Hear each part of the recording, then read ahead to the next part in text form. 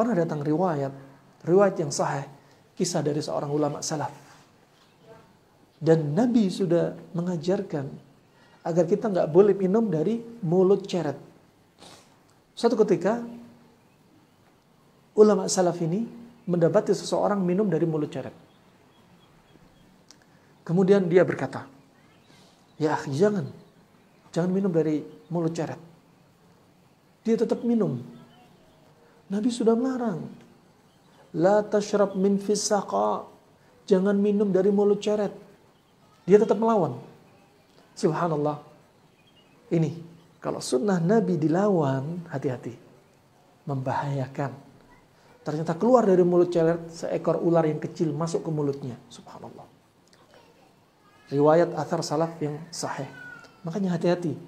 Menyelisih sunnah Nabi sekecil apapun, hati-hati. Ya.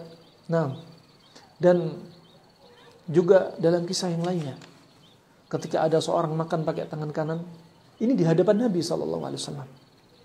Kemudian Nabi marah, "Qul biyaminik." Makan pakai tangan kanan kamu. Ya. Mohon maaf, orang ini makan pakai tangan kiri. Kemudian Nabi marah dan menganjurkan, memerintahkan pakai tangan kanan.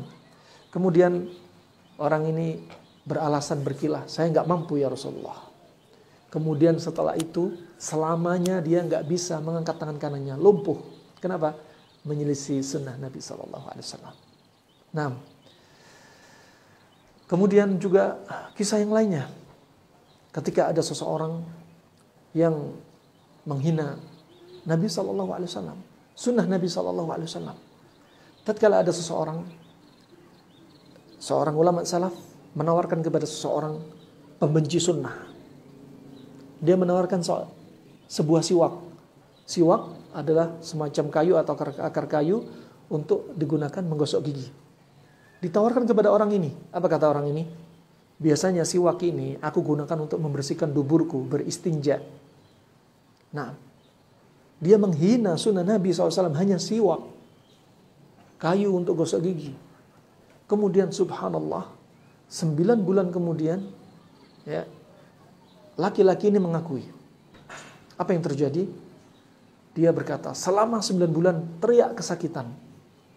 Dan setelah 9 bulan, keluarlah seekor hewan besarnya seperti kelinci, mukanya seperti ikan, punya taring, dan keluar dari duburnya berteriak 3 kali dan dibunuh oleh putri laki-laki ini.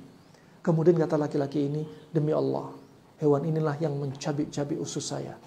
2 hari kemudian, laki-laki ini wafat. Kenapa? Gara-gara menyelisih sunnah Nabi, menghina sunnah Nabi SAW. Nah, kemudian yang berikutnya, hati-hati dengan sunnah. Ini sunnah yang dianggap kecil. Orang pencinta sunnah, ahbabul Mustafa, yang mengaku cinta Nabi, mereka nggak membeda-bedakan ini sunnah kecil, sunnah besar. Semua dilakukan.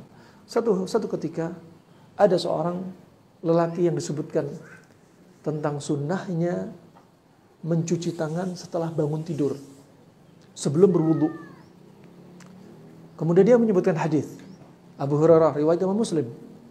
Kata Nabi SAW, dia menyebutkan hadis, "Fa innaka la tadri aina batat yaduk." Kenapa demikian cuci tangan? Karena sesungguhnya kamu nggak tahu di mana tangan kamu bermalam. Ya. Kemudian jawab laki-laki yang menghina sambil mengejek, "Adapun saya tahu di mana tangan saya bermalam. Tangan saya bermalam ya di ranjang." Nah, keesokan harinya salah satu tangan dia masuk ke lubang duburnya dari ujung jari sampai siku-siku dia, gara-gara menghina sunnah Nabi SAW. Makanya Allah berfirman, "Falyahdharil ladzina yukhalifuna an amrih an tusibahum fitnah aw yusibahum adzabun alim." Hati-hati yang menyelisih sunnah Nabi SAW, yang menyelisih sunnah Nabi SAW, imma dia akan diberikan azab yang pedih atau fitnah. Hati-hati. Makanya kalau nggak bisa menjalankan sunnah Nabi, jangan ejek sunnah Nabi SAW sekecil apapun. Cukup kalau nggak bisa menjalankan sunnah Nabi, katakan, "Saya belum siap mengamalkan." Daripada ada yang mencela sunnah Nabi.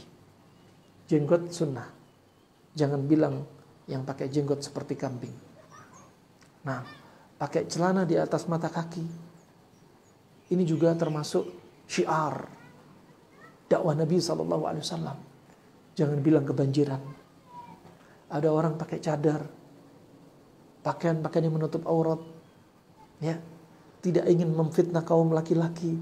Jangan bilang wanita itu paling ketumbian, paling rambutnya rontok, paling mukanya jelek. Nas'alullah al-afiyah. Hati-hati.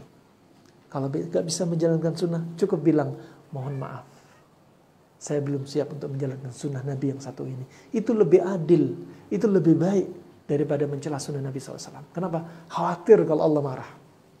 Nah, karena bisa jadi Allah marah gara-gara sebagaimana disebutkan Nabi SAW.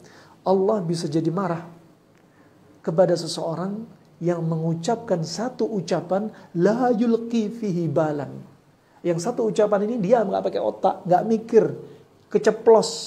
Dan satu ucapan ini bikin Allah marah. Hati-hati. Nah, rahimahullah jami'an. Fa ini sunnah Nabi SAW. Sekecil apapun lakukan.